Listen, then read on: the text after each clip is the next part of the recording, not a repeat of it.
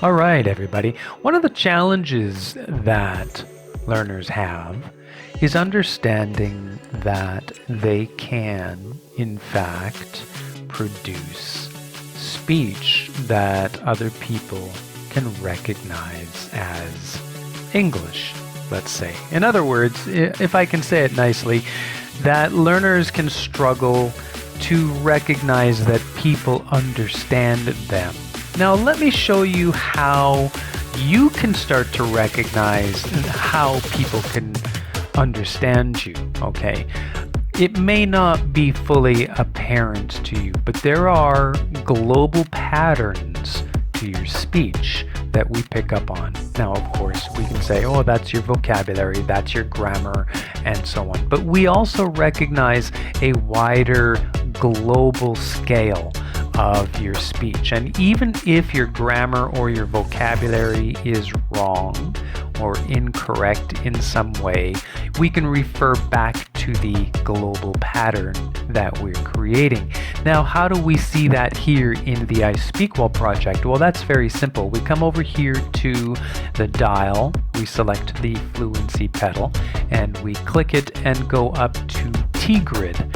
And once we open up the T-grid, we can actually see how that global pattern of speech starts to emerge from all the audio that you can hear. Now, what's really useful about this is if you take a speech from a known source and you start to observe the patterns that emerge from the T-grid, you will actually see you can yourself also try to reproduce the same patterns. Now, these are on longer time scales. So we're talking 10, 15, 20 minute time periods, but it shows you something else as well. Now, I'm going to turn on the video and just listen, and we'll watch how the T-grid operates. The very deeps did rot, O Christ, that ever this should be. Yea, slimy things did crawl with legs upon the slimy sea. About in reel and rout, the death fires danced at night. The water, like a witch's oil, burnt green and blue and white. And some in dreams assured were of the spirit that plagued us so. 9 fathom deep he had followed us from the land of mist and snow. So I've just reset the T-grid so you can see how fast it actually builds up while we talk.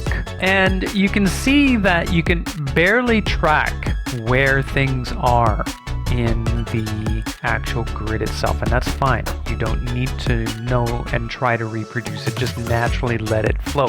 What's interesting to recognize, now I'm a first language speaker of English, and so you can see how rapidly those colored squares, those squares are being filled in, how rapidly those numbers are being built up. And you can do the same thing too. You have the same power. So, as an example, let me show you. These are the T-grids of a whole bunch of different videos that have been examined over the past few months.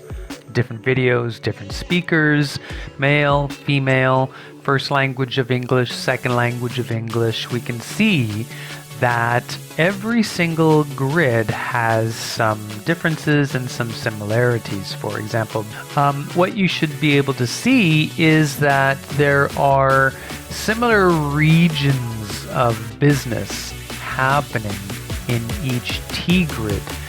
And there are differences, different areas where there are, let's say, darker or lighter zones. And so we see these as different speakers, different conversations, but you know, these are all English. You can do the same thing with your own first language. All right, so how does this compare if we're looking at, say, the same speaker? So the same video in the iSpeakWell project will show you T-grids that are the same or generally the same shape, right? There's some variation, but we can see a very well represented similar pattern here. Okay, so what does that look like for second language speakers? So these are some T-grids for second language speakers, and what we can identify right away is that there's nothing either good or bad about these T-grids here. These are from speakers. These are generally between 5 and 10 minutes in length, but we can see that these shapes are starting to appear, right? But there seems to be some scatteredness, some extra sounds brought in. Predominantly, this is from how the person actually spoke. So this is important to keep in mind as we work together. You can produce the same kinds of T-grids, and your T-grid will eventually start looking more and more like these other more practiced speakers' T-grids appear. All right, so as you can see, as I've been talking, and I haven't been talking for very long here, there's a kind of lack of big structure, but there's similarities here. For example, this is the main piece of business that's being filled up. The right side and the bottom tend to be a little bit more empty, and over time, around 10 or 15 minutes, we'll see that this is filled in a little bit more cleanly, and certain sounds are going to be more strongly represented. It's a nice little kind of visualization to see, okay, how am I filling up the space?